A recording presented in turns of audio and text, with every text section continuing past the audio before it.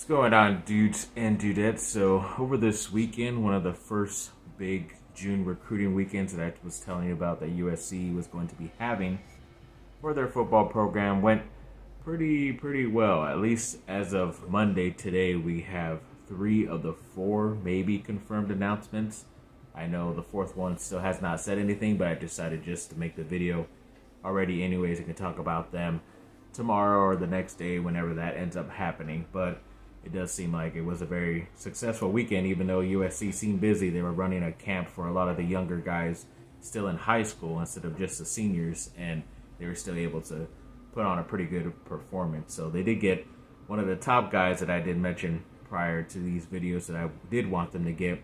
It's a local guy in 4-star cornerback Dakoda Fields, who's a really talented player out here from Southern California. Definitely very happy they were to get him over this weekend. But yeah, he said his main thing was more about schooling than the football side. A lot of places were recruiting him more for football, but USC has the #1 business school, which is what he wants to get his major in. So of course it was pretty much a signed, sealed, delivered once he was able to meet with a lot of those people up there, whether it's teachers or representatives in that part of the school. So definitely a big thing for him. They were also able to get a 4-star, sometimes 3-star, wherever you look at up his stats, in Jarvis Boatwright Jr. out of the state of Florida, which was really good because he was getting recruited by a lot of those SEC schools, and plus he has that Florida speed that they like to mention. That speed does end up showing up quite a bit on his highlight reel, but he is a pretty good, solid tackler. He is one of the harder hitters out there at that safety position in Florida as well. So definitely very excited for this. Two defensive back players, 2 defensive players even committing to USC, some of the first guys. There was an offensive guy I'm going to get to, but it's showing some pretty good things for the future if maybe Alex Grinch has figured something out, or maybe they think he's not going to be there. There will be some better coach there, you never know. But either way, it looks like they're having some more confidence in him, so it's at least looking positive for the USC football defense. And speaking of the third and final player they were able to get is a 3-star offensive lineman from the state of Colorado, which is always good because you're stealing him from Deion Sanders out there in the University of Colorado. But his name was, get this correct, Hayden Treter. Yeah, I mentioned him on a past video that he was one of the guys that was trending towards USC as well. But yeah, this is a big time get. He was the first one over the weekend that said he was going to be coming. And he's a pretty big dude, like 6'6", probably already 300 pounds, if not over it already, going into his senior year, which is pretty crazy. But with that size, he's most likely going to be playing one of the tackle positions, which is still pretty good to add. A guy with a lot of upside is what they've been saying, because he had a lot of other top schools recruiting him other than just being a 3-star, because usually you don't get that many looks. But even like the Oregons, Tennessee, places like that, we're looking at him as well. So it's nice to jump on this before he ended up getting a little bit more popular or more teams talking about him or to him. So either way, this was a pretty big win for USC in their future, in my opinion. And Austin Reeves was named to Team USA that's going to be playing this summer. I don't know if it's like pretty much the 100% team, because it is a lot of like guys who are maybe not the top 10 players, maybe not even top 15, but they are still going to be on that roster representing Team USA and playing probably somewhere in Europe maybe. But yeah, it's pretty cool that Austin Reeves was able to get the invite to play, and he's most likely going to play, which is kind of interesting just because I don't think he's really hit free agency technically yet, so you don't want to get injured and, make less money because of that. But you just never know what will happen. But a chance to represent your country is a really big thing for a lot of these basketball players, so it's pretty cool that at least the Lakers is going to be on that team, on that roster, so that's pretty cool for us. And then Malachi Nelson, the incoming 5-star quarterback for the USC football team, was recently named the high school athlete of the year. It was a very long name of what organization, what summit he was at that gave it to him, but it's a pretty nice honor to be able to get that, with especially like other guys who are probably considered ranking wise higher than him in like just even as a quarterback in high school this last year. But it does look like he was able to get that award. So that's pretty cool for him heading into this year for USC. And then USC volleyball, the men's volleyball side, was able to get the second year in a row the number one overall player coming out of high school. I forget the name of the last guy, Dylan Klein or something like that last year. But then this year, they were able to get Wes Smith, the number one overall player, coming out of high school, as I mentioned. So that's pretty cool. Always cool that USC athletics is getting the number one player in that sport and hopefully being able to turn it up and have some better product out there for the USC fans. Then House of Victory had a signing earlier today. It was the center basketball player and Vince Uwachukwu, who had a crazy start to his first year in college. Obviously, basically kind of like that DeMar Hamlin player for the Buffalo Bills, where his heart stopped while he was practicing, and then they're able to revive him during the summer, and he's doing fine. He did get some playing time here and there, but it wasn't really 100% because they were still waiting for his body to be able to be okay, and it looks like he's going to be 100% okay going into his second year, so that's a good overall positive thing for his health, and if he can contribute anything he can, it's going to be extra gravy, as they say it, for the USC basketball program.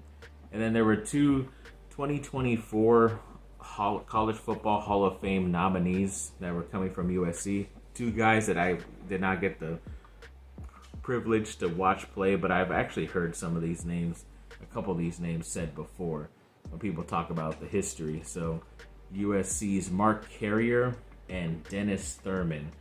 So it's pretty cool that they're able to get their name up there to be able to get into the College Football Hall of Fame. Obviously, it's not the same as the NFL Hall of Fame, but it's still a Hall of Fame either way, so at least you're getting recognized overall.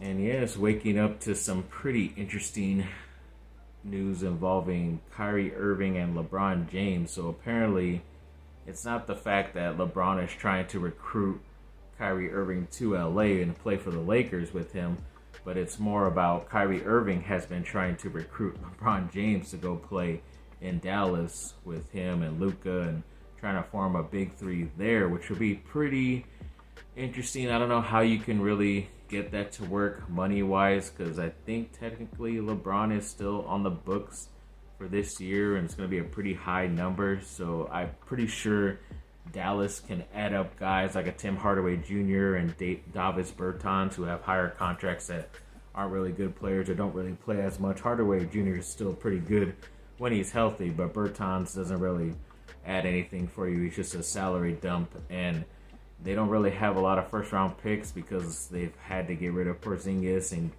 even to get him, probably they had to give up a lot of stuff, and even in the Kyrie Irving trade as well. So I don't know if it'll be an overall good thing for the Lakers. I was thinking that maybe it could be that Kyrie and LeBron are so intent on playing with each other on the same team that they would actually end up trying to involve a third team to be able to take both of their salaries and try to build their own team somewhere else. I know LeBron would just love that if the NBA expanded and had like a team in Las Vegas, and he was basically not only running it but being the main player as well the first couple years. But I just don't know how that works out, the expansion teams, because I've obviously been alive since they added like Memphis and the Toronto teams and all that stuff, but I just never really was into basketball heavily that much to understand how all that works. Because even watching like the NHL expansion to like Seattle and Vegas, I kind of forget how